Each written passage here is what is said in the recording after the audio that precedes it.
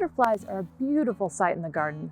When we think about supporting butterflies and moths in our garden, we tend to think at ground level, planting flowers to provide nectar for adult butterflies.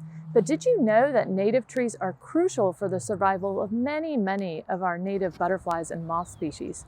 Not only do native tree species provide nectar for adult butterflies early in the spring, like this redbud here, but many of these native tree species act as host plants for butterfly and moth caterpillars. Butterflies will lay their eggs on specific host plants, and caterpillars will eat the foliage of those trees as they grow. And if you love seeing birds in your garden, mother birds are looking for insects to feed their baby birds as they grow.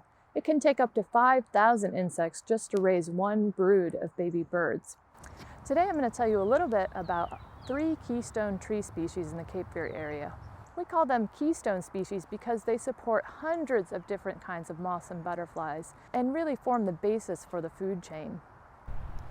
Oaks absolutely top the list, supporting over 500 species of moths and butterflies.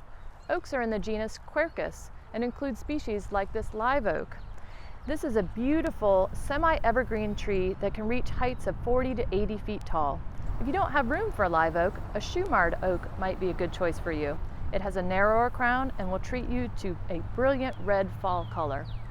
The next keystone genus is Prunus. This genus includes trees like the Chickasaw plum, which has lovely white flowers in the early spring. The Chickasaw plum is a host plant for a wide variety of moth and butterfly caterpillars, including coral hair streaks and red-spotted purples. Another wonderful tree species is the river birch. This is a beautiful native tree that has an upright shape and this really interesting peeling bark. While this tree is often found in wetter sites, there are great cultivars like Duraheat that will do very well in your urban yard. One of my favorite native trees and a good substitute for the often overplanted non-native crepe myrtle is the sweet Bay Magnolia. This compact tree tolerates a wide variety of soils and has a lovely white bloom, and is the larval host plant for the eastern tiger swallowtail, one of our showiest butterflies. So I hope you'll consider planting native trees to help us grow native butterflies and support wildlife in your own backyard. Happy planting!